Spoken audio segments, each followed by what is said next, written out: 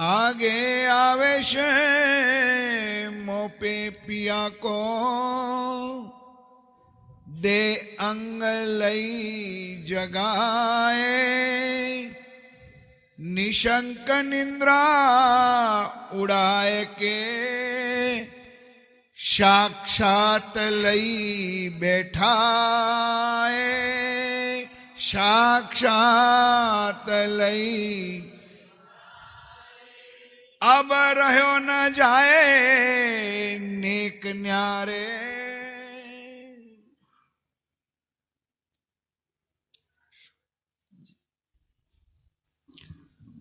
अक्षरातीत धामधनी ने इस कलशवाणी के जागनी प्रकरण में हमारी आत्मा को जागने की राह पर चलने के लिए प्रेरित किया है। महामती जी के तन से जो घटित होता है वह हमारे लिए प्रस्तुत है।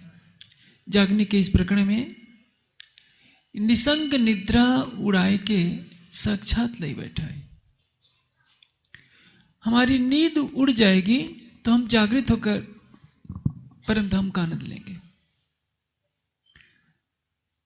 यहां इतने सुंदर साथ बैठे हैं। यदि मैं आपको कहूं कि आप सो रहे हैं तो आपको बुरा लगेगा। आप कहेंगे कि हमारी आंखें तो खुली हैं, हमको सोया हुआ क्यों कहा जा रहा है। जागने का तात्पर्य रात वाली निद्रा नहीं। एक रात ही तो आती है जो 12 घंटे 14 घंटे की होती है, 10 घंटे की होती है। एक रात है जो सृष्टि के प्रारंभ से ही चल रही है और जब तक सृष्टि का लय नहीं होता तब तक वो चलती रहती है। गीता में इसी को कहा गया है, या निशा सर्वभूता नाम तस्याम जागृत सन्निमी। संसार की उत्पत्ति ही रात्रि नींद मोह से हुई है। रात है तो निद्रा है, निद्रा है तो अज्ञान है। हम अपने को नहीं जानते। जैसे हम सो जाते हैं तो क्या हम जानते हैं कि हम कहां सो रहे हैं? क्या हम ये जानते हैं कि हम कौन हैं? उसी तरह से इस मायावी जगत में जब हम स्वयं को भूले रहते हैं कि हम कौन हैं तो उसको कहते हैं सोया रहना। जैसे आप जितने सुंदर साथ हैं, आपका जीव न जाने जो भाई हैं कितने जन्मों में उनका तन उनका जीव स्त्री की योनि में रह चुका है। जो आज बहनों के रूप में दिखाई दे रही हैं उनका जीव न जाने कितने जन्मों से लाखों जन्मों में पुरुष रह चुका है। कितनी बार आपका जीव पशु पक्षी रह चुका है। हो सकता है वनस्पतियों में भी आपका जीव गया हो। लेकिन जब हमारा ये हड्डी मांस का पुतला दिखता है तो एक अहंकार खड़ा हो जाता है कि मैं इस नाम वाला हूं, मेरा ये रूप है और यही एक बंधन है मैं और मेरे के चिंतन से। मेरा शरीर, मेरा नाम, मेरा रूप, मेरा कुल गोत्र, ये अज्ञानता है। इनसे परे होकर, हड्डी मांस के इस शरीर से परे होकर, सूक्ष्म शरीर से, कारण शरीर से परे होकर अपने को जानना किसी बिरले सौभाग्यशाली के हाथ में होता है। तभी तो ये प्रकरण में कहा है, रेहू नाही सिद्ध साध संतरी भगत वैष्णव अपरस आचार। मैं ये सब नहीं हूं। संसार की जितनी उपाधियां हैं उन उपाधियों में मैं नहीं हूं। गौतम बुद्ध के सीरियल में एक बहुत अच्छी बात कही है बुद्ध ने कि तुम जागृत होकर के सत्य को देखो। परसों विपස්සना का ध्यान कराने वाले आए थे। एक बात मैं कहूंगा कि जैसी आप धारणा करेंगे ध्यान में वही दिखाई देगा। बुद्ध के अनुयायियों में काफी मतभेद है। कुछ लोग परमात्मा को बिल्कुल नहीं मानते हैं, कुछ लोग थोड़ा बहुत मानते हैं। हां, बुद्ध ने जो ध्यान की प्रक्रिया बताई उसका तात्पर्य क्या है? विपश्यना, यानी विशेष ज्ञान दृष्टि से देखना। आंखों से हम संसार को देखते हैं, लेकिन ज्ञान चक्षुओं से देखना एक विशिष्ट उपलब्धि है। यानी योग की वह प्रक्रिया जिसमें हमारी अंतर्दृष्टि खुल जाए और हम ज्ञान चक्षुओं से देखने लगे, उसको कहते हैं विपश्यना। उसमें प्रारंभ में श्वासों पर मन को केंद्रित किया जाता है, श्वास आ रही है जा रही है, लेकिन इसको आप अंतिम उपलब्धि न समझ लीजिए। इससे केवल इतना लाभ होगा कि आपका चंचल मन रुकने लगेगा, लेकिन जिसकी धारणा करेंगे वही तो ध्यान में आएगा। आपने युगल स्वरूप की धारणा नहीं की और केवल श्वासों पर मन को केंद्रित करते रहे तो आपका मन एकाग्र हो जाएगा। समाधि लगेगी भी तो केवल आप माया के विकारों से परे होकर के शांत अवस्था में पहुंच जाएंगे। इसी को ये लोग ब्रह्म साक्षात्कार या निर्वाण कर देते हैं, जो कि एक भूल है। जब तक आप युगल स्वरूप का ध्यान नहीं करेंगे तब तक आपको युगल स्वरूप के साक्षात्कार नहीं हो सकते। इसलिए विपස්සना पद्धति अक्षरातीत का साक्षात्कार नहीं करा सकती, वो निराकार तक ले जाकर के आपको रोक देगी। लेकिन बुद्ध का प्रयास सराहनीय है। एक ऐसा राजकुमार जिसने धूप शीत वर्षा का कष्ट कभी जीवन में नहीं देखा था, जो सुखों में पला बढ़ा है, हर तरह के कष्ट झेलता है, भिक्षा मांग करके भोजन करता है। स्थिति तो यहाँ तक पहुंच गई कि राजकुमार सिद्धार्थ ने प्रतिदिन अन्न का एक एक दाना ग्रहण करना शुरू किया। आपने वितक साहब में सुना है कि श्री महाराज पैसे भर रहे या एक पैसे के बराबर जितना अन्न का वजन होता है उतना खाते थे। लेकिन गौतम बुद्ध ने तो हद कर दी कि केवल एक अन्न का दाना लेते थे, और वो भी अपने घर नहीं रह रहे हैं, वृक्ष के नीचे बैठे हैं, लू के थपेड़े भी मिल रहे हैं, कपकपाती ठंडक भी झेलने को पड़ रही है, वर्षा की बूंदों से भी अपनी को रक्षा करने पड़ रहा है। सब कुछ झेल रहे हैं केवल किस लिए कि हमको शांति का मार्ग मिल जाए कि मैं कौन हूं और मुझे शाश्वत शांति कैसे प्राप्त होनी है। विडंबना यह है हमारे साथ कि बुद्ध ने जिसको खोजना चाहा, जिसके लिए घोर तप किया, तो भी उनको प्राप्त नहीं हो पाया। पंचवासनाओं ने सारा पुरुषार्थ जिस अक्षरातीत की प्राप्ति के लिए लगाया, लेकिन पंचवासनाओं को भी वो प्राप्त नहीं हो पाया, और अंतोगत्वा उन्हें बेहद मंडल से ही संतोष करना पड़ा। आप में से कोई है जो बेहद मंडल जाना चाहता है? कोई नहीं। आप केवल मूल मिलावे में जाना चाहते हैं, लेकिन हमें कुछ तो उसके लिए कीमत चुकानी पड़ेगी। जब तक आप संसार से परे हटकर मूल मिलावे की तरफ अपना ध्यान नहीं केंद्रित करेंगे, मूल मिलावे की शोभा को दिल में नहीं बसाएंगे, तब तक आपके हृदय को परम शांति का अनुभव नहीं हो सकता। हमारी निष्ठा ही वहां से शुरू होती है। एक अक्षरातीत के प्रति यदि हमारी निष्ठा बन गई तो हमारी निद्रा निश्चित है कि हमारा दामन छोड़ देगी। इसको एक दृष्टांत से समझिए। सवेरे ट्रेन पकड़नी है आपको 3 बजे की, आपकी आदत है 8 बजे उठने की, लेकिन आपके मन में चिंतन तो रहेगा कि यदि मैंने ट्रेन नहीं पकड़ी, समय पर निद्रा नहीं छोड़ी, तो मेरी ट्रेन निकल जाएगी और मेरी यात्रा में अवरोध पैदा हो जाएगा। यह चिंतित होना बहुत अच्छी बात है। इसका तात्पर्य जब आप तारतम्य ज्ञान ग्रहण करते हैं तो ये चिंता आपके ऊपर सवार हो जाती है कि इस माया को छोड़कर हमें परम धाम तो चलना पड़ेगा। ये बहुत बड़ी चीज है। चिंतन और चिंता दोनों में अंतर होता है। चिंता चिता से भी भयंकर है, लेकिन मनुष्य का एक सकारात्मक चिंतन होना चाहिए कि जब हमने तारतम्य ज्ञान ग्रहण किया है तो हमें इस निराकार के मंडल से परे देखना होगा, बेहद से परे देखना होगा। हमारा लक्ष्य क्या है? ये मूल मिलावा अपना नजर दे जाइत। हमें अपनी अंतर्दृष्टि को श्वासों पर केंद्रित नहीं करना है। श्वास आ रही है जा रही है, ठीक है, वो तो जड़ पदार्थ है। दीपक की ज्योति को हम देख रहे हैं, वो भी जड़ पदार्थ है। सूर्य को ध्यान में ला रहे हैं, कुछ योग पद्धतियों में सूर्य को ध्यान में लाया जाता है, वो भी जड़ पदार्थ है। जो नख से सिख तक युगल स्वरूप की शोभा श्रृंगार है, हमें धारणा उसकी बनानी है। परिणाम क्या होगा? वो स्वरूप जागृत है, और जब हम जागृत स्वरूप की धारणा करेंगे तो हमारे ध्यान में वही आएगा। अंतोगत्वा जब हमारे अंदर विरह का रस परिपक्व होगा तो हम समाधि अवस्था को प्राप्त कर लेंगे और ये चरम लक्ष्य प्राप्त हो जाएगा।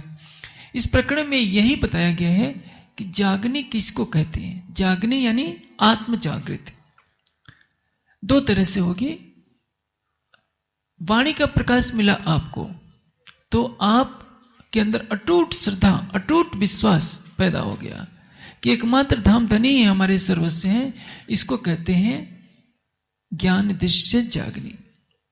हक इलम जित पहुंचिया तित अर्स हुआ दिल हक। इसका अर्थ क्या है? जितने सुंदर साथ हैं, क्या 1 लाख रुपए के लिए कुछ मिनट आप हनुमान जी को राज्य की जगह दे सकते हैं? मुझे विश्वास है कि जो सुंदर सत वाणी पढ़ता होगा वो कभी राजी नहीं होगा। आप राज्य की जगह न शंकर जी को बैठा सकते हैं न गणेश जी को बैठा सकते हैं। हाँ, थोड़ी बहुत समझौता आप कर लेते हैं। गुजरात में सबके घर, अधिकतर के घर देखा जाता है कि दरवाजे के बाहर गणेश जी को भी बैठा देते हैं। सोचते हैं कि धन आता रहे, क्योंकि गणेश जी को की पूजा करने से धन की वर्षा होती है। कहीं की लक्ष्मी भी दिख जाती है, लेकिन अंदर राज्य श्यामा जी को जरूर आप सजा करके रखते हैं। इसको कहते हैं व्यापार। कोई रूठे नहीं, सबको खुश करना है। हनुमान जी को भी खुश करना है, लक्ष्मी जी को भी करना है, गणेश जी को भी करना है। राज्य तो है ही, राज्य हमारी आत्मा के लिए है, और घर चलाने के लिए, गृहस्थी चलाने के लिए धन की आवश्यकता पड़ती है, तो लक्ष्मी और गणेश जी को भी नाराज नहीं करना है। ये हमारी मानसिकता बन जाती है। तुम आए सब आया, दुख गया सब दूर। जिसके हृदय में अक्षरातीत के चरण कमल पड़ेंगे, उसको कोई भी चीज बाधा नहीं डाल सकती। एक बार लक्ष्मी जी विष्णु भगवान से कहने लगे कि भगवान, आपके माथे पर ये दाग क्यों दिखाई दे रहे हैं इतना? विष्णु भगवान कहते हैं कि मैं क्या करूं।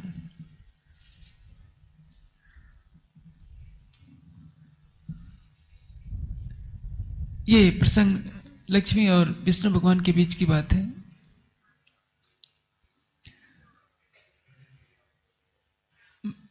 लक्ष्मी जी कह रही हैं विष्णु भगवान से कि ये स्थिति क्यों बन रही है। आपके जो भक्त हैं मेरे चौखट पर बार बार मत्था टेकते हैं, और मैं तो जब आपके चरणों की दासी हूं तो मुझे बहुत आश्चर्य होता है कि ये आपको क्यों नहीं मत्था टेकते, पहले मुझे क्यों प्राथमिकता देते हैं। क्योंकि विष्णु भगवान की जो भक्ति करता है प्राय वो गरीब हो जाता है, और लक्ष्मी की भक्ति करता है धनवान हो जाता है, दूरी बन जाती है। मैं ये नहीं कहता कि लक्ष्मी से ऐश्वर्य से घृणा कीजिए, लेकिन हमारी निष्ठा किस पर होनी चाहिए? अक्षरातीत पर। जागृत होने का तात्पर्य क्या है? जब हम जागृत हो जाएंगे तो ज्ञान चक्षुओं से देखेंगे। कल बहुत अच्छे शब्दों में डॉक्टर प्रवीण जी ने कहा था, उगता हुआ सूरज संकेत देता है कि नए जीवन का शुभारंभ होने वाला है। डूबता हुआ सूरज संकेत देता है कि मैंने पूरे दिन भर संसार को तपा लिया, अब मैं अस्ताचल की तरफ जाने वाला हूं, अंधेरी रात आने वाली है। हमारा जीवन भी तो ऐसे ही बीतता जा रहा है, लेकिन उगते और डूबते सूरज दोनों का रंग एक होता है। हम जन्म लेते हैं तो भी दुखी होते हैं, मरते हैं तभी दुखी होते हैं। यदि हमारे ज्ञान चक्षु खुल जाए, हम जागृत होकर देख लें, तो जन्म लेने में कोई कष्ट, जन्म लेने, मरने, बुढ़ापा आने या सुख और दुख सारे द्वंद्वों से परे हो जाएंगे। इसको क्या कहते हैं? जागृत होकर के देख रहे हैं। हमें अपने परिवार के लिए मोह होता है, दूसरों के लिए कोई लगाव नहीं होता। पड़ोस में कोई मर जाए तो भी हमारे अंदर कोई पीड़ा नहीं होती, क्योंकि हमें उस परिवार से लगता है कि यही हमारा सब कुछ है। महामती जी की आत्मा हम सुंदर साथ को जागने के उस चरम लक्ष्य पर ले जाना चाहती है, जिसमें हम इस अज्ञानमय निद्रा से उत्पन्न होने वाले ब्रह्मांड में रहते हुए भी हम यहां स्वयं को महसूस न करें, ये महसूस करें कि हमारे मूल तन मूल मिलावे में विराजमान है। यो किए जागनी ले, फिर पहले चरण से अहमेव जागा धाम का। कह रहे हैं अहमेव जाग्या धाम का, धाम का अहंग जागृत होना। धाम के अहंग जागृत होने का तात्पर्य क्या है? एक अहम है, अहम का तात्पर्य होता है मैं। संसार का अहम, संसार का अहम क्या है? यदि आप इस देश के प्रधानमंत्री बन जाएं तो आपके अंदर भावना क्या आएगी? मैं प्रधानमंत्री हूं। धनवान को भावना रहेगी मैं धनवान हूं। विद्वान को भावना रहेगी मैं विद्वान हूं। रूपवान को भावना रहेगी मैं रूपवान हूं। बच्चा सोचेगा मैं बालक हूं, नौजवान सोचेगा मैं युवा हूं। वृद्ध को कितना भी कहिए कि तुम वृद्ध नहीं हो, तुम्हारा शरीर वृद्ध है, वो मानने को तैयार नहीं होगा। कहेगा कि दिखाई नहीं दे रहा है, मेरे बालों में सफेदी है, मेरी उम्र 80 को पार कर गई, फिर आप मुझको वृद्ध क्यों कह रहे हैं? क्यों नहीं कह रहे हैं? आत्मा का स्वरूप क्या है? मृतोर आत्मानम धीरम अजरम युवानम। वेद ने कहा परमात्मा कैसा है? अत्यंत तरुण है, किशोरावस्था है, सौंदर्य का प्रतिमान रूप है। जब हमारा चेहरा कुम्हला जाता है या हमें ऐसा शरीर मिल गया, ऐसी गर्म जलवायु मिल गई जिसमें हमारा चेहरा काला कलूटा दिखने लगा, तो अपने शरीर को देखकर कहते हैं कि अरे मैं तो काला कलूटा हूं, मैं बदसूरत हूं, मैं बूढ़ा हूं, या मैं बच्चा हूं, मैं निर्मल हूं। ये किसको देखकर हम कह रहे हैं? इस मिट्टी के स्वरूप को।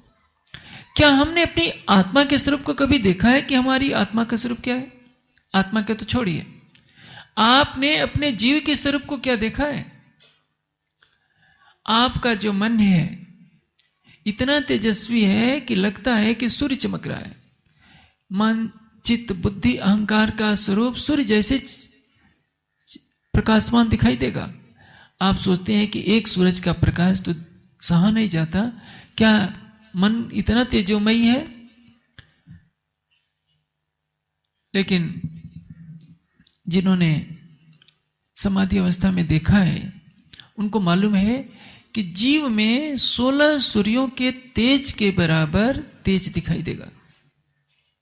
अंतर इतना ही है कि सूर्य का तेज अग्नि तत्व का है, उसमें दहकता है। जैसे दोपहर का सूरज जब चमकने लगता है तो हमें कितनी गर्मी लगती है, जब आपका जीव समाधि में दिखाई देगा तो लगता है कि 16 सूर्य एक साथ चमक रहे हैं। मन, चित्त, बुद्धि, अहंकार का रूप, किसी का रूप चंद्रमा के समान दिखाई देगा, किसी का रूप तारे के समान दिखाई देगा, तो किसी का रूप एक सूर्य के समान दिखाई देगा। इनसे परे होकर जब 16 सूर्यों के समान तेजोमय स्वरूप को देखकर जीव कृतकृत्य हो जाता है, निर्विकार हो जाता है, उसको कहते हैं आत्म स्वरूप में अवस्थिति। उसमें उसको बोध होता है कि मैं हड्डी मांस का पुतला नहीं हूं, मैं 80 साल का बूढ़ा नहीं हूं, मैं हड्डियों का ढांचा नहीं हूं। ये तो शरीर मेरा पैदा होता रहा, तृष्णा के कारण मेरा जीव वासना ग्रसित होता रहा, माता के गर्भ में आता रहा, शरीर छोड़ता रहा, भिन्न भिन्न योनियों में जाता रहा। ये तो है जीव का तक का ज्ञान जिसको ऋषि मुनियों ने प्राप्त किया है। इनमें कोई कोई हुआ जो अव्याकृत तक अपनी पहुंच बना पाया, नहीं तो सब लोग निराकार और आत्मस्वरूप में स्थित को प्राप्त करके धन धन अपने को मानते रहे। आपको जो ज्ञान मिला है परम धाम का ज्ञान मिला है। किस अवस्था से परे होकर आपको बेहद को देखना है, परम धाम को देखना है। परम धाम में युगल स्वरूप को देखना है और युगल स्वरूप के सामने अपनी परात्म का रूप निहार कर राज्य के हृदय में डुबकी लगानी है और उनके प्रेम रूपी सागर में इतनी डुबकी लगा लेनी है कि हम स्वयं को भुला दें। जब यह भावना होगी कि मैं परम धाम की हूं तो परिणाम क्या होगा? आप जीवन के स्वरूप पर लक्ष्य को प्राप्त कर लेंगे। यहां जितने सुंदर साथ हैं, चर्चा में भी कठोर शब्द आपको सुनने को मिलते हैं, मेरे से भी। चौपाई में धामधनी ने भी कह दिया है, बाहर दिखावे बंदगी माहे करे कुक्रम काम, श्री महामत पूछे ब्रह्मशिष्ट को ये बैकुंठ जासी के धाम। इस चौपाई से कईयों का मनोबल गिर जाता है। इस चौपाई में क्या कहा गया है? कि जो सुंदर साथ की जमात में शामिल होकर भी यदि गलत कार्य कर रहे हैं और स्वयं को सोचते हैं कि हम परम धाम जाएंगे, तो इसका तात्पर्य क्या है कि ये वास्तव में बैकुंठ जाएंगे, धाम नहीं। ये बहुत कठोर भाषा बोली गई है फटकारने की मुद्रा में।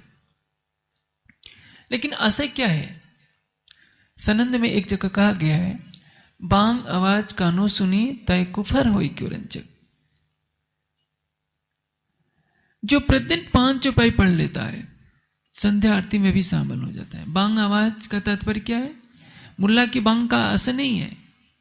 जैसे 5 वक्त मौलवी नमाज पढ़ता है, उसी तरह से जो हमारे कर्मकांड की पद्धति है, शाम सुबह सेवा पूजा कर लेना, श्रद्धा भाव से जो 5, 10, 15 मिनट भी राज्य पर भाव रख करके संध्या करता है या सेवा पूजा में भाग ले लेता है, उसका परिणाम यह होगा कि उसका जीव भवसागर से पार हो जाएगा। 7वीं वैश्य उसके लिए सुरक्षित है।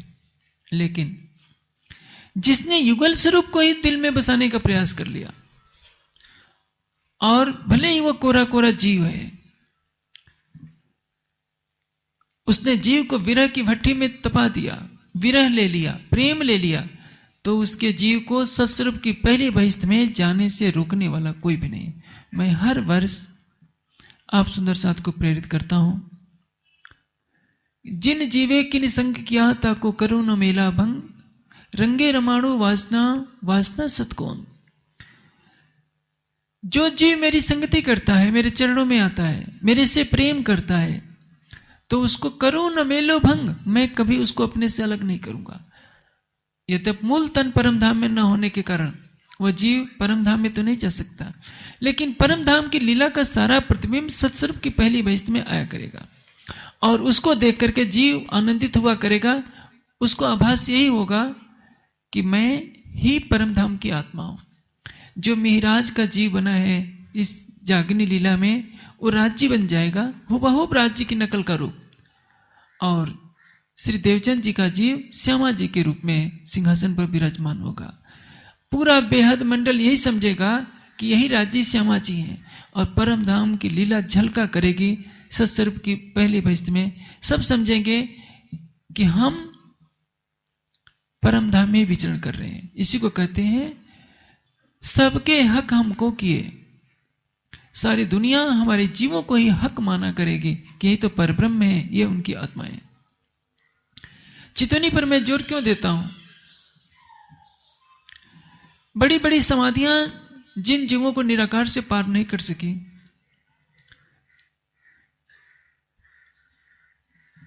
वाणी का आश्रय ग्रहण करने के पश्चात वो आत्मा भले ही सत्स्वरूप में न जाए, परम धाम की ब्रह्म आत्मा तो परम धाम जाएगी। वाणी का आश्रय लेने वाला जीव भले ही परम धाम नहीं जाएगा, सत्स्वरूप की पहली बहिष्ठ में अपना स्थान तो सुरक्षित कर ही लेगा। इसलिए सब सुंदर साथ को यह भाव लेना है कि मैं परम धाम से हूं, मेरी आत्मा परम धाम की है। आपको मन में ऐसा कभी नहीं सोचना चाहिए कि मैं परम धाम की नहीं। आप सोच सकते हैं कि ये तो केवल तसल्ली देने वाली बात है। मैं तसल्ली देने के लिए नहीं कह रहा। समर्पण ही आपको चरम तक ले जाएगा। मैं आपको एक लौकिक दृष्टांत से समझाता हूं तो आपके हृदय में बात बैठ जाएगी कि ये कहां तक सच्चाई है। एक चक्रवर्ती सम्राट है, उसके महल में हजारों दासियां हैं। अधिकतर दासियां सेवा कार्य कर रही हैं कि राजा से हमें वेतन मिलता है, सुख सुविधाएं मिलती हैं। उन हजारों दासियों में ऐसी दासी भी हो जो महारानी की तरह ही अनन्य निष्ठा रखती है महाराज के प्रति। उसको धन से लोभ नहीं है, वो महाराज की शुभ चिंतक है।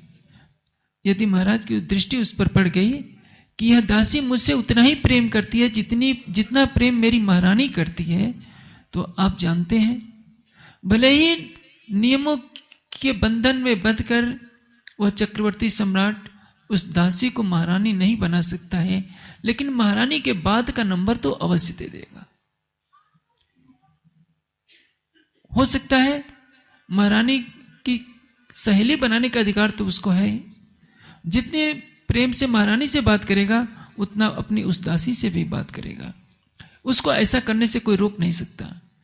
जो दर्शन का सिद्धांत है कि पूर्ण में कोई चीज मिलाई नहीं जा सकती। वाणी भी कहती है कि एक पक्षी का पर नहीं गिर सकता, एक कण वहां नष्ट नहीं हो सकता, वहां से किसी को लाया नहीं जा सकता और यहां से किसी को उसमें प्रेस नहीं कराया जा सकता।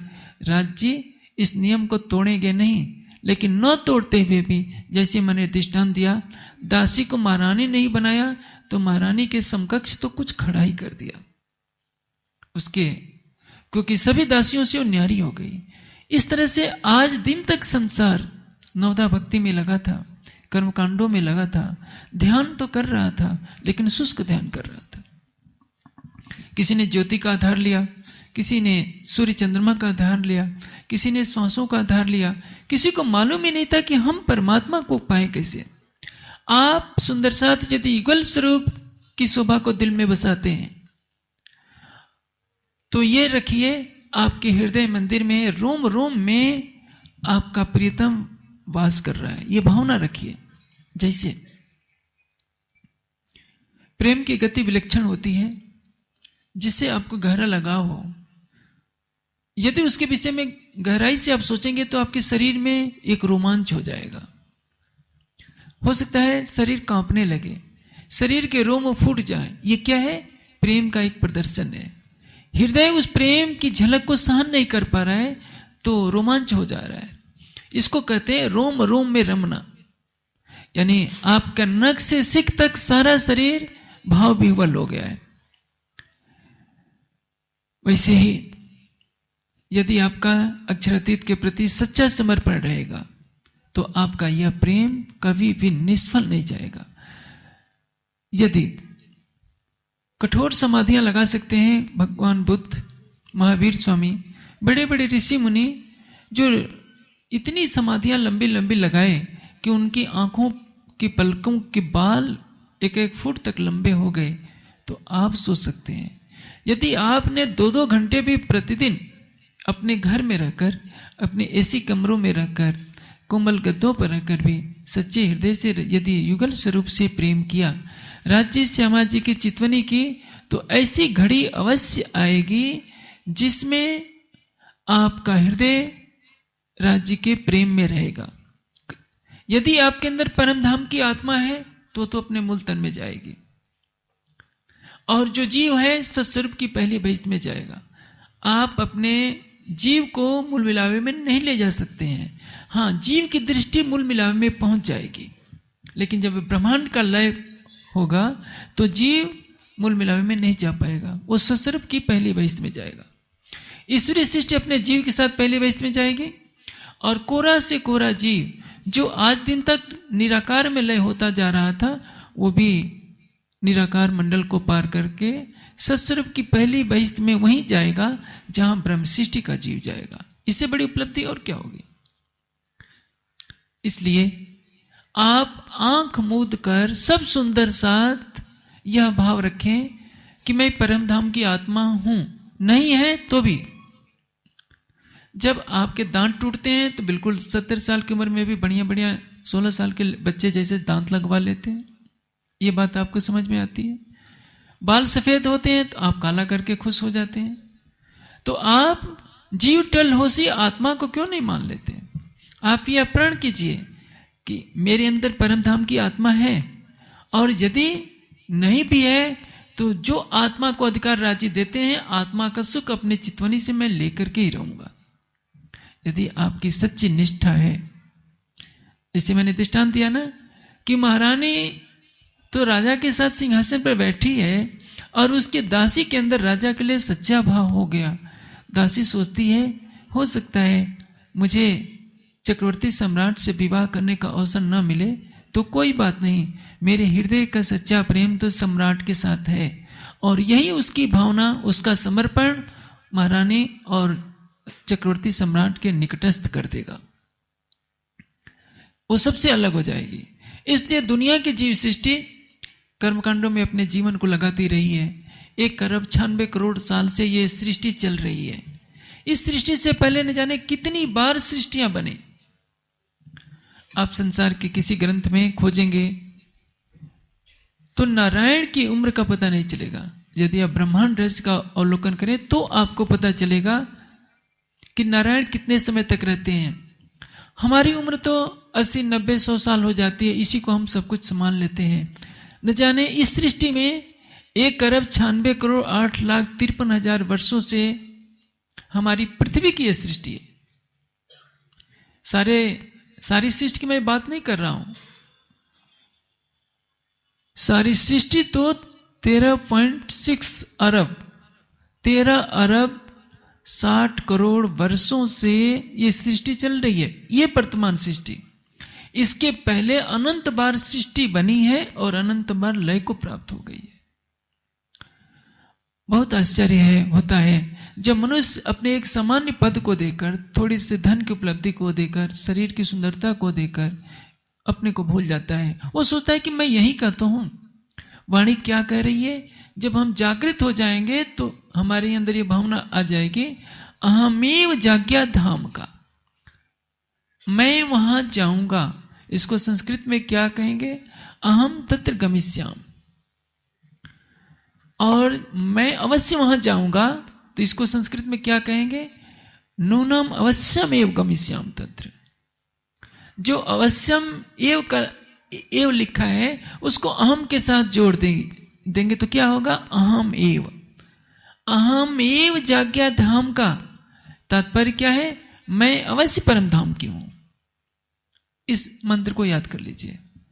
आपने तारतम महामंत्र को तो बार बार रटा होगा, आप केवल इस बात को याद कर लीजिए, अहमेव जाग्या धाम का, मैं परम धाम की अवश्य हूं, संशय नहीं। आपका मूल संबंध है या नहीं, यह आपका विषय नहीं है। संबंध नहीं है तो भी संबंध तो बनाया जाता है। स्वामी रामतीर्थ अमेरिका में गए, एक अंग्रेज उनका सहयात्री था। उस समय आजकल की तरह फ्लाइट से हर कोई यात्रा नहीं कर पाता था, जहाज हुआ करते थे। स्वामी रामतीर्थ से उस अंग्रेज ने पूछा कि स्वामी जी बताइए, आप अमेरिका जा रहे हैं, क्या आपका कोई परिचित है? क्या कोई आपका मित्र है? कहते हैं कि हाँ। पूछता है कौन है? उसके कंधे पर हाथ रखकर उसकी तरफ देखते हुए बोले, क्या तुम मेरे मित्र नहीं हो? तुम ही तो हो मेरे। वो सन्न रह गया और सचमुच वो इतना घनिष्ठ मित्र हो गया कि स्वामी रामतीर्थ के अमेरिका के सारा आने जाने का, रहने की सारी व्यवस्था उसने कराई। कोई परिचय नहीं है उस अंग्रेज से, लेकिन स्वामी रामतीर्थ ने अपनी आत्मीयता से उसको अपना बना लिया। जो अक्षरातीत सबका है, दया का सागर है, प्रेम का सागर है, आनंद का सागर है। यदि आप कोरे जीव हैं, मैं मान लेता हूं थोड़ी देर के लिए, आप अपने हृदय का प्रेम, अपना सर्वस्व उसके लिए समर्पित करेंगे तो क्या वो इतना निष्ठुर है कि आपके हृदय के प्रेम को ठुकरा देगा? जब बैकुंठ बिहारी विष्णु नहीं ठुकरा पाते, नारायण नहीं ठुकरा पाते, विष्णु भगवान क्या कहते हैं? न अहम वसामि वैकुंठे न च योगिनाम हृदय। न मैं बैकुंठ में रहता हूं, न योगियों के हृदय में। मत भक्ता यत्र गायन्ति तत्र तिष्ठाम नारद। जहां मेरे भक्त मुझसे प्रेम करते हैं, मैं वहीं विराजमान होता हूं। यदि विष्णु भगवान अपने भक्तों के प्रेम की इतनी गरिमा का ध्यान रखते हैं, तो आप तो उस अक्षरातीत को मानने वाले हैं जिसके एक सतंग के इशारे से असंख्यों बैकुंठ पल में बनते हैं और लय को प्राप्त हो जाते हैं। लेकिन हमने राज्य को एक देवता बना रखा है। हम सोचते हैं कि परम धाम क्या हो सकता है, हम नहीं है। याद रखिए गीता के इस कथन को, संशय आत्मा विनश्यत। संशय हृदय वाला व्यक्ति नष्ट हो जाता है। अध्यात्म का रस चखना है तो अहम एव शब्द को याद रख लीजिए। संसार का अहम नहीं, न मैं हूं न संसार मेरा है। केवल ब्रह्मशिष्टियों के लिए वाणी नहीं आई है, ये ब्रह्मवाणी तो सारे ब्रह्मांड को पवित्र करने के लिए, सबको अखंड करने के लिए आई है। इसलिए सबको भाव लेना है कि मैं परमधाम की आत्मा हूं। यदि आपको कोई विद्वान, कोई बड़ा व्यक्ति हंसी में कहता है अपना आचरण तो देखो, तुम परमधाम के हो क्या, तो आप तब भी अपना धैर्य न छोड़िए। आप ये मन में भावना बनाए रखिए कि हो सकता है कि मेरे से पाप हो गए हों पूर्व जन्मों में, हो सकता है इस जन्म में भी मेरे से पाप हो गए हों, लेकिन ब्रह्मवाणी का प्रकाश तो मिला है। इस ब्रह्मवाणी के प्रकाश से जब जागे तभी सवेरा, इस कथन को याद कर लीजिए। हमें जागृत होकर के ध्यान करना है, अहमेव जाग्या धाम का, मैं अवश्य परम धाम का हूं और मुझे परम धाम को अवश्य पाना है। मैंने 2 दिन पहले चर्चा में मंसूर जो सूफी फकीर था उसका दृष्टांत दिया था, किस तरह से मंसूर को जब पत्थर मार मार करके संसार करके मारा जाता है, उसको कब्र में गाड़ा जाता है, तब भी अनहलक अनहलक मैं खुदा हूं की आवाज आती रहती है। उसके शरीर को जलाकर उसकी राख को पूरे नदी में बहवा दिया जाता है। नदी का पानी जहां तक बह रहा होता है, जहां जहां तक राख बहती है, जहां जहां तक हवा के झोंके जाते हैं, वहां वहां तक अनहलक अनहलक की आवाज गूंजती रहती है। मंसूर कोई बेहद मंडल के नहीं थे, कोई परम धाम के नहीं थे।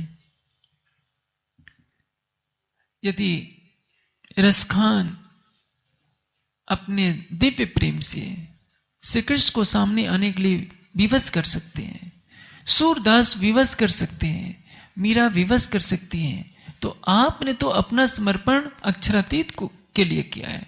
आपका प्रेम कभी भी निरर्थक नहीं होगा और चितवनी करने के बदले आपको सत्स्वरूप की पहले भैस में जाने का स्वर्णिम अवसर मिल जाएगा, चाहे आप ब्रह्म सृष्टि हो, चाहे ईश्वरीय सृष्टि हो या जीव सृष्टि हो। इसलिए ऐसा एक भी सुंदर साथ नहीं होना चाहिए जो चितवनी करने का दृढ़ संकल्प न ले, युगल स्वरूप के दीदार का दृढ़ संकल्प न ले और अपना लक्ष्य हमेशा ऊंचा रखिए, अपने विचार सकारात्मक रखिए। नकारात्मकता, निराशावाद ये नास्तिकता की देन है। जिसको अक्षरातीत पर अटूट आस्था होगी, वो अपनी आत्मा का प्रेम, अपने हृदय का प्रेम, चाहे वो जीव हो क्यों ना हो। पहली बात तो यह है कि जीव भाव को छोड़कर आत्म भाव में विचरण कीजिए। आत्मा जब जीव भाव में खो गई है तो उसको संसार दिख रहा है। जीव यदि अपने जीव भाव को छोड़कर ये भाव रखने लगेगा कि मैं परम धाम की आत्मा हूं, तो संसार से स्वतः ही परे होने लगेगा। प्रतिदिन यह संकल्प को दोहराइए कि मुझे अवश्य राज्य को पाना है, अवश्य राज्य का दर्शन करना है, निद्रा को छोड़ना है, मुझे जागृत होकर के आत्मचक्षुओं से नख से सिख तक प्रीतम की शोभा का दर्शन करना है। जब तक आपके भाव ऊंचे नहीं होंगे तब तक आप महान लक्ष्य को प्राप्त नहीं कर सकते। चाणक्य ने चंद्रगुप्त को यही शिक्षा दी। चंद्रगुप्त एक झोपड़ी में रहने वाला बालक है। यह ठीक है कि उसके पिता कभी सेनापति जैसे बड़े पद पर थे, लेकिन परिस्थितियों का मारा चंद्रगुप्त अपनी मां के साथ झोपड़ी में रह रहा है। चाणक्य देखता है कि इस चंद्रगुप्त में सम्राट बनने की योग्यता है और उसके मन में यह बात ठूस ठूस कर भर देता है कि चंद्रगुप्त, एक दिन तुम्हें भारत का सम्राट बनना है। और झोपड़ी में रहने वाले चंद्रगुप्त को भारत के सम्राट के पद पर बैठा ही देता है। यदि चंद्रगुप्त के अंदर यह निराशावाद घोर कर जाता कि मैं एक झोपड़ी में रहने वाला, कहां से यह सपना देख सकता हूं कि मैं भारत का सम्राट बनूं। अशोक भी अवश्य बिंदुसार का पुत्र था, लेकिन बिंदुसार के प्रेम का पात्र वो बचपन में नहीं बन पाया था।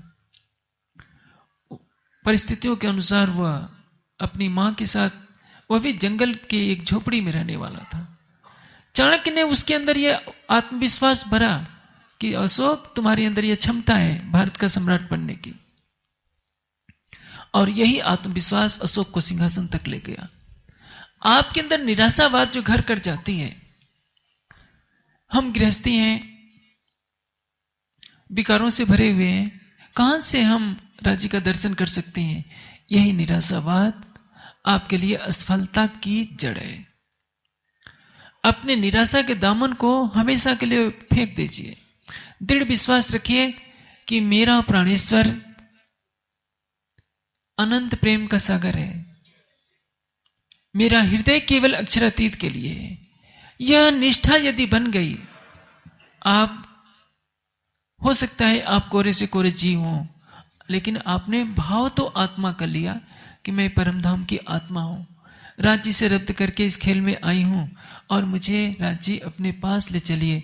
तो राज्य आपके इस प्रेम भरी पुकार को कभी भी ठुकराने वाले नहीं है, यह ध्यान रखिए। इसलिए आज तो विदाई का समय है। सुंदर साथ दूर दूर से आया और मुझे मालूम है कि जो सुंदर साथ स्लीपर क्लास में आए होंगे, जनरल डब्बे में आए होंगे, उनको गर्मी के थपेड़ों ने बहुत व्यथित किया होगा। लेकिन मैं ये सोचता हूं कि आप जितने सुंदर साथ कष्ट सह करके आते हैं, और इसमें जब भी कार्यक्रम हो, एक एक क्षण का सदुपयोग होना हमारी प्राथमिकता में होनी चाहिए। यदि मंच लगता है तो तुरंत आपको उपस्थित होना चाहिए, वाणी चर्चा, वाणी गायन का आनंद लेना चाहिए। यहां से जाने के पश्चात भी आपको अपने जीवन का प्रत्येक पल किसी न किसी सकारात्मक महान लक्ष्य की तरफ केंद्रित करना चाहिए।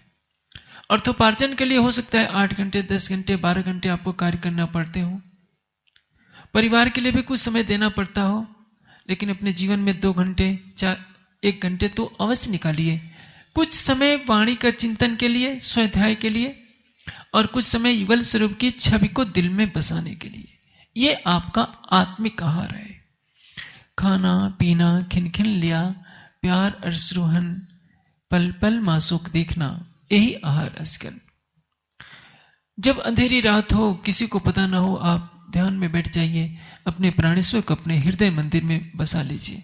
फिर दिन भर आप काम करते रहिए। गृहस्थी में रहकर भी आपका जीवन जनक के समान हो जाएगा। जनक को निराकार तक की अवस्था का आभास था। ज्ञान चक्षु से वो अव्याकृत के बारे में जानते थे, मूल अक्षर के बारे में वो भी नहीं जानते थे। हक तरफ जाने नूर अक्षर और दूजा न जाने कोई, पर बातून सुध तीन को नहीं, हक इलम दिखावे सो। अक्षरातीत के बारे में कोई नहीं जानता। अक्षर की पंचवासनाएं भी नहीं जानते कि अक्षरातीत कौन है। हाँ, वो केवल को ही अक्षरातीत मान लेती हैं, सबलिक को अक्षर मान लेती हैं। उनको भी यह बोध नहीं है। सारी दुनिया सृष्टि के प्रारंभ से चतुष्पाद विभूति के वेद मंत्रों का पाठ करती आ रही थी, लेकिन बिना तारतम्य ज्ञान के किसी को पता नहीं। आप कहीं भी चले जाइए, काशी चले जाइए विश्वनाथ मंदिर में, तो वहां के पंडित लोग सहस्त्र शीर्षा पुरुषा सहस्त्र रक्षा सहस्त्रपाद इस मंत्र का पाठ करते आएंगे। इस मंत्र को कहां लगाया जाएगा उन बेचारों को वो भी पता नहीं है। सारी दुनिया पढ़ती आ रही है कि त्रिपाद ऊर्ध्वदैत पुरुषा, लेकिन त्रिपाद अमृत क्या है, उसके परे पुरुष क्या है, कोई नहीं जानता। आप जानते हैं परम धाम कहां है, युगल स्वरूप कहां है, और यदि आप पुरुषार्थ नहीं करेंगे तो आपके लिए क्षमा शब्द नहीं है। संसार वालों को तो क्षमा मिल जाएगा, क्योंकि उन बेचारों को पता नहीं कि अक्षरातीत कौन है। अक्षर की पंचवासनाओं ने सबलिक और केवल को अक्षर अक्षरातीत मानकर संतोष कर लिया। आपको तो बता दिया गया है कि सबलिक केवल से परे सत्स्वरूप है, उसके परे मूल अक्षर है और उसके परे अक्षरातीत है।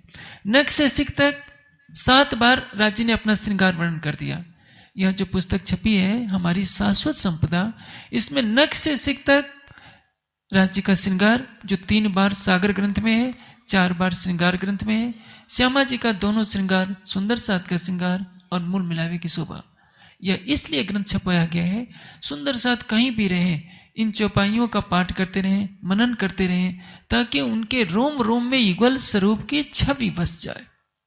अब कोई श्रृंगार का गोटा तो पूरा उतना मोटा ले नहीं जाएगा। श्रृंगार की टीका हर जगह कहीं नहीं रखी जा सकती। कहीं भी इसको रखिए, अपने साथ रखिए। कहीं यात्रा में भी जाइए तो ऐसी अटैची हो छोटी मोटी, जिसको पैरों के नीचे न रखना पड़े, या छोटा बैग हो उसमें भी रख लीजिए, कहीं भी रखिए। ये इसमें लगभग हमारी शाश्वत संपदा में मेरा अनुमान है कि 2000 के आसपास चौपाइयां होगी। आप प्रतिदिन कुछ चौपाइयों का पाठ करते रहेंगे तो नख से सिख तक राज्य की शोभा हमेशा झलकती रहेगी। जरा सा ध्यान में बैठे, संसार के विचार शून्यता को प्राप्त हो जाएंगे। आपको झलकने लगेगा कि युगल स्वरूप ऐसे हैं। फिर आपके लिए चितवनी की राह बहुत ही सरल हो जाएगी। इसी तथ्य को ध्यान में रखते हुए कुछ दिनों से दिन रात प्रयास चल रहा था कि ये मूल स्वरूप की ओर, हमारी शाश्वत संपदा और ध्यान की पुष्पांजलि, तीनों ग्रंथों का जल्दी से जल्दी प्रकाशन हो जाए, ताकि आने वाले समय में सुंदर साथ जब घर जाए तो माया के नीत उन पर जरा भी असर न डाल सके। इसलिए इस वर्ष जब आप जा रहे हैं तो आप अपने निराशा के केंचुल को हमेशा के लिए फेंक दीजिए और यह याद कर लीजिए, अहम एव जाज्ञा धाम का। हमारे अंदर यह दृढ़ आस्था हो जाए कि मैं अवश्य ही परम धाम की हूं। यदि सूफी फकीर मंसूर अपनी दृढ़ता, अपने समर्पण के बदले अपने मरे हुए शरीर की राख से भी अनहलक निकलवा सकता है, तो जीवित आपके शरीर से राज्य क्यों नहीं निकल सकता? यदि माया का एक जीव इतना प्रेम के बल पर यह कर सकता है, रसखान क्या कहते हैं? मानुष हो तो वही रसखान, बसो ब्रज गोकुल गांव के ग्वारन, जो खक हो तो बसेरे करो मील कालिंद कूल कदम किटारन, पाहन हो तो वही गिर को जो धरोकर छत्र पुरंदर धारन। इतनी दृढ़ आस्था है कि करना मुझे पत्थर भी बना देना, तो उस पर्वत का पत्थर बना देना जिसको तूने उंगली पर उठाया था। पत्थर बनने के लिए तैयार हैं, पक्षी बनने के लिए तैयार हैं, लेकिन कृष्ण की सानिध्यता उनको व्याकुल किए हुई है। वही सानिध्यता आपको राज्य के लिए लग जाए। इसी कारण हमारी शाश्वत संपदा, जो हमारा अखंड धन है, हमारा अखंड धन क्या है? युगल स्वरूप की शोभा। और युगल स्वरूप की शोभा जो सागर श्रृंगार ग्रंथ में वर्णित है, उस ग्रंथ के रूप में दी गई है, ताकि आपके अंतर मन में केवल राज्य श्यामा जी बस जाए। जब आप सोने लगे तो पिक्चर के दृश्य ना आए, राज्य श्यामा जी की झलक आती रहे। उठे तो आपको न अपनी पत्नी दिखे, न पति दिखे, न बच्चे दिखे, न घर द्वार दिखे। निद्रा से में होते हुए भी, सपने में भी वही दिखे, सोते समय भी वही दिखे, उठते भी वही दिखे। उठते बैठते सुपन सुवत जागृत, दम न छोड़े मासूक को जाकी असल हक निस्बत। मैं तो सोचा था कि सुंदर साथ की संख्या कम है, नहीं तो पहले सोचा था कि श्रृंगार की नेत्रों वाला वर्णन सुनाया जाएगा। मुझे नहीं मालूम था कि इतनी शांति से आप बैठ जाएंगे। यदि मुझे मालूम होता कि 1 घंटे का समय मिलेगा तो मैं श्रृंगार की चर्चा करता। मैंने तो सोचा कि आधे घंटे का समय मिलेगा, थोड़े से लोग होंगे, इसने कलश की चर्चा शुरू कर दी। लेकिन इसमें भी एक मूल मंत्र याद कर लीजिए, अहमेव जाज्ञा धाम का। मैं अवश्य परम धाम की हूं, मेरा अवश्य धनी है। कोई कितना भी कहे कि तुम्हारे कर्म इतने बुरे हैं, तुम बैकुंठ जाओगे, नरक जाओगे या निराकार तो जाओगे, आप कहते रहे, मुस्कुराते रहिए, ये कहिए कि मेरा धनी है, मैंने प्रेम किया है उस अक्षरातीत से, और अक्षरातीत मेरे प्रेम को ठुकराएंगे नहीं, और मेरा जीव सत्स्वरूप की पहली बहिस तक जाकर रहेगा। लेकिन उसके लिए कसौटी कसनी पड़ेगी। यदि आप 8 घंटे पैसा कमाने के लिए खर्च कर सकते हैं, तो मेरे कहने से 1 घंटा केवल चितवनी के लिए अवश्य कीजिए। यदि आप थके माते हैं तो भी 10 मिनट के लिए बिस्तर पर सोते समय राज्य का ध्यान कर लीजिए। सवेरे उठने के बाद आंखें बंद करके अवश्य 1 घंटा दीजिए। 1 घंटे से कम में मुझे संतुष्टि नहीं। ज्ञानपीठ में और सब चीजों में छूट है, लेकिन चितवनी में छूट नहीं। चाहे 10 साल का बच्चा हो, चाहे कोई भी हो, इसमें राम दया नहीं दिखाई जाती। 1 घंटा तो बैठना ही पड़ेगा, चाहे जाड़े की ठंडक हो, चाहे कुछ भी हो, क्योंकि इसमें यदि हम ढिलाई कर देंगे तो अखंड सुख हमसे छूट जाएगा। चाहे कितनी भी गर्मी हो, कितनी भी ठंडक हो, कितने भी काम का नुकसान हो, 1 घंटे तो अपने प्राणेश्वर के लिए दीजिए। यदि नहीं दे सकते हैं तो भोजन न कीजिए। देवचंद जी को जब भागवत की कथा नहीं मिलती थी तो भोजन कब छोड़ देते थे। तो क्या आपको, उनको तो परम धाम का ज्ञान नहीं मिला था, केवल भागवत की कहानियां सुनने को मिल रही थी। आपको तो परम धाम का ज्ञान मिल गया है। प्रायश्चित स्वरूप जब तक इस दंड की व्यवस्था नहीं करेंगे, व्यवस्था में सुधार कब होता है? न्याय तभी होता है जब दंड रखा जाता है। आप स्वयं को दंडित कीजिए किसी न किसी रूप में। जिस दिन चितवनी नहीं, उस दिन भोजन भी कम, या तो छोड़िए या नहीं तो कम कीजिए। तब आपकी निष्ठा परिपक्व होगी, आपका प्रेम परिपक्व होगा। जो पतिव्रता पत्नियां होती हैं वो तब तक भोजन नहीं करती जब तक उनका पति घर न आ जाए। पति बीमार हो और पत्नी स्वादिष्ट व्यंजनों पर टूट पड़े तो उसका प्रेम कलंकित होता है। जब आपका प्रीतम आपकी आत्मा के धाम हृदय में झलक नहीं रहा है तो क्या खुशी, क्या खाना पीना। इसलिए अपने प्रेम को परिपक्व बनाते जाइए। यह मत सोचिए कि हमारे प्रेम की पुकार किसी के माध्यम से पहुंचेगी। आप जो अपने मन में सोचते हैं राज्य को सब मालूम है, उनके पास सिफारिश की आवश्यकता नहीं है। आपके हृदय की हर बात को राज्य जानते हैं। और इस कार्यक्रम के 5 दिवसीय कार्यक्रम का सार तत्व यही है, दृढ़ता बनाकर चलिए। राज्य मेरे हैं, मेरे रहेंगे, मेरी आत्मा उनके चरणों में है और इस तन को छोड़ने के बाद मैं अवश्य उनके चरणों में जाऊंगी। हम इन्हें आया जे अहमेव जाग्या धाम का हम मिने आया जे। सभी सुंदर साथ में परम धाम का अहं जागृत होकर के आ जाए। हम जागृत हुए कब मानेंगे? जब हम अपने को इस संसार का न समझे, इस शरीर से दृष्टि हमारी हट जाए, संसार से दृष्टि हो जाए और ये भावना कर ले कि हम परम धाम के हैं। परम धाम हमारा मूल लक्ष्य है। लक्ष्य को निर्धारित कीजिए। इस वर्ष अस्वस्थता के कारण आर्य साहब नहीं आ पाए हैं। आर्य साहब ने अपने जीवन में जो उपलब्धि की अपने दृढ़ संकल्प और दृढ़ पुरुषार्थ से किया। ऐसा नहीं कि आजकल आईएएस में कोचिंग के लिए तो बड़ी बड़ी महंगी फीस देकर कोचिंग कराई जाती है। आर्य साहब को दुर्भाग्य से वैसी स्थिति नहीं मिली कि वो किसी महंगे स्कूल में पढ़ सके या आजकल के बच्चों की तरह ट्यूशन लग सके, लेकिन उन्होंने दृढ़ संकल्प किया कि मुझे आईएएस बनना है तो 18 घंटे पढ़ते थे। यदि और उसका परिणाम हुआ कि एक सामान्य परिवार में जन्म लेने वाले सदगुरु प्रसाद एसपी आर्य आईएएस बनकर के निकले। यदि आईएएस बनने के लिए 18 घंटे परिश्रम कर सकते हैं तो मैंने तो आपको कहा केवल 1 घंटे। यदि राज्य का सुख लेना चाहते हैं तो यदि राज्य के लिए 1 घंटा नहीं दे सकते तो फिर आपको क्या उपलब्धि होगी। लेकिन मैं जानता हूं सांसारिक उपलब्धियों के लिए आप 10 घंटे आसानी से दे सकते हैं, राज्य के लिए 1 घंटा आपको बहुत बोझ पड़ता है। काफी बहाना बना देंगे कि क्या करें, आजकल काम का बहुत बोझ चल रहा है। बहनें कहेंगी कि हमारी सहेली आने वाली है, भाई लोग कहेंगे कि हमारा अमुक रिश्तेदार होने वाला है, बाद में कर लेंगे, कोई जरूरत नहीं है। राज्य तो अपने ही है। ये छोटा अपराध नहीं है, अक्षम्य अपराध है। यदि आपका राज्य से प्रेम है तो आपके और राज्य के बीच में कोई तीसरा कहां से आ गया? कहां से सखी सहेलियां और सखा आ गए? कहां से परिवार आ गया?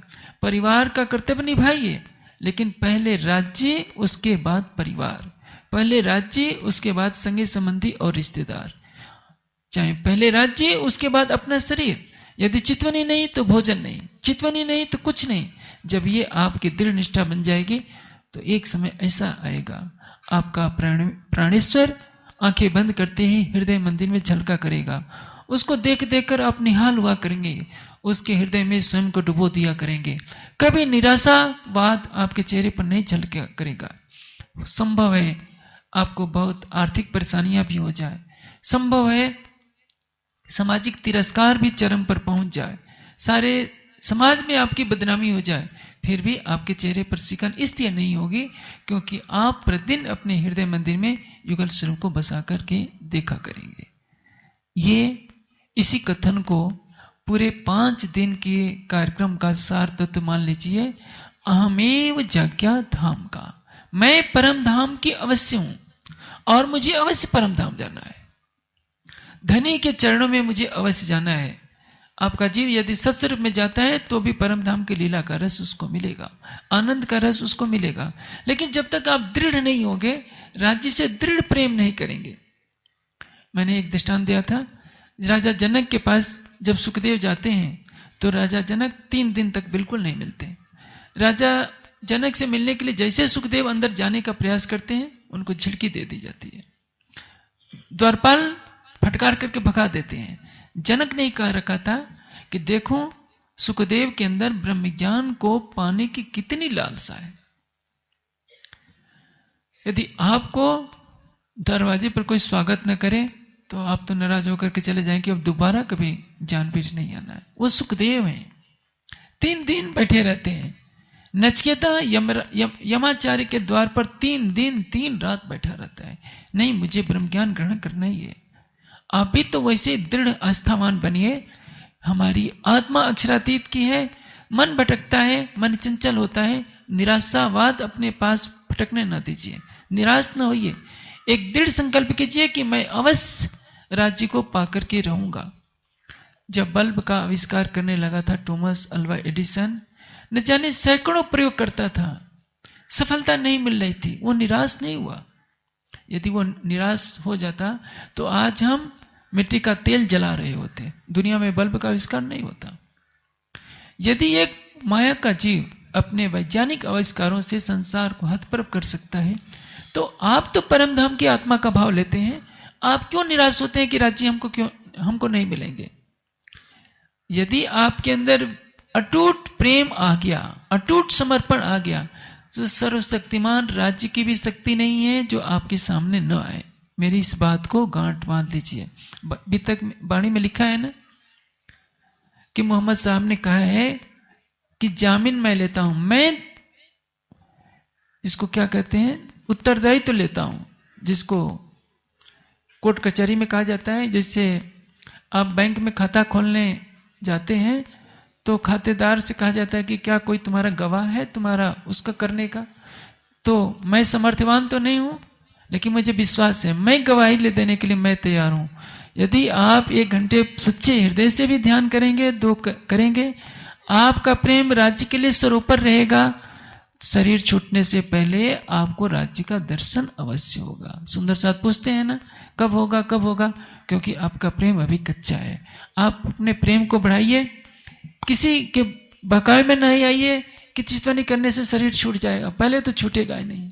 यदि छूटते समय सामने युगल स्वरूप आएंगे तो उससे बड़ा सौभाग्य क्या होगा? आप शरीर नहीं छोड़ना चाहेंगे तो भी जिस दिन मौत आएगी आपको तो उठाई ले जाएगी। मरना ऐसे भी है तो चितवनी करके क्यों न मरे। और चितवनी करने वाला मरता नहीं है, वो मौत को जीत लेता है।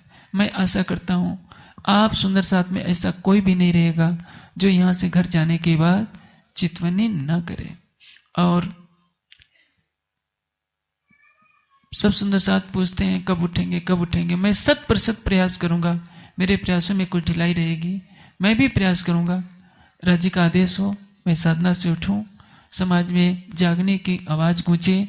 हर सुंदर साथ तो सुंदर साथ संसार के सभी प्राणी युगल स्वरूप के ध्यान में लगे तो मुझे खुशी होगी। और मेरे जीवन का यही उद्देश्य है। और आप लोग भी तन मन धन से ज्ञानपीठ से जुड़िए।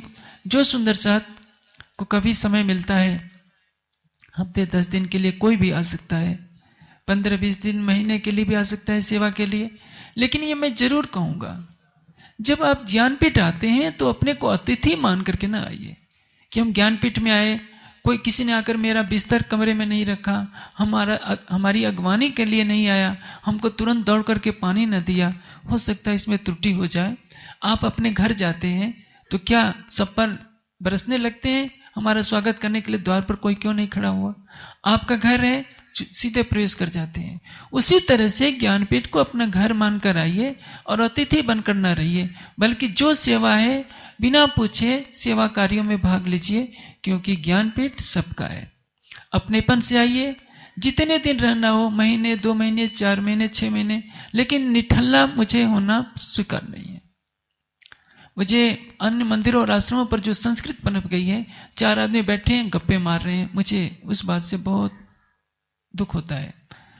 आप जितने समय ज्ञानपीठ रहते हैं या तो पुस्तकालय में पढ़िए या ध्यान कक्ष में ये ध्यान कीजिए। कहीं 4 आदमी के साथ बैठकर कभी किसी की निंदा न कीजिए। अपनी ऊर्जा को नकारात्मक दिशा में न ले जाइए। या तो सेवा कीजिए या पढ़िए या ध्यान कीजिए। 3 के अतिरिक्त चौथा काम न कीजिए। सुंदर साथ को किसी से सुकृत लेने की जरूरत नहीं है। कभी भी आ सकते हैं साल में, कभी भी अपनी आत्मा को जागृत करने के लिए ज्ञानपीठ पधारिए। लेकिन जो मैंने ये बातें शर्तें रखी उसका पालन आपको अवश्य करना होगा। प्रणाम जी। अब चुप है तो हम मिने आया जे, हम मिने आया, अब रहो न जाए नेक न्यारे, यो किए जागनी ले,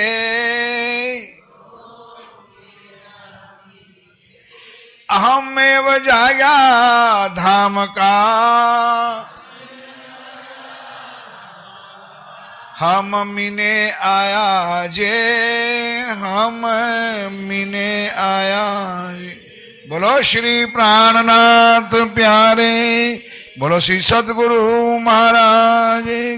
अधिक जानकारी के लिए देखें www.spjin.org।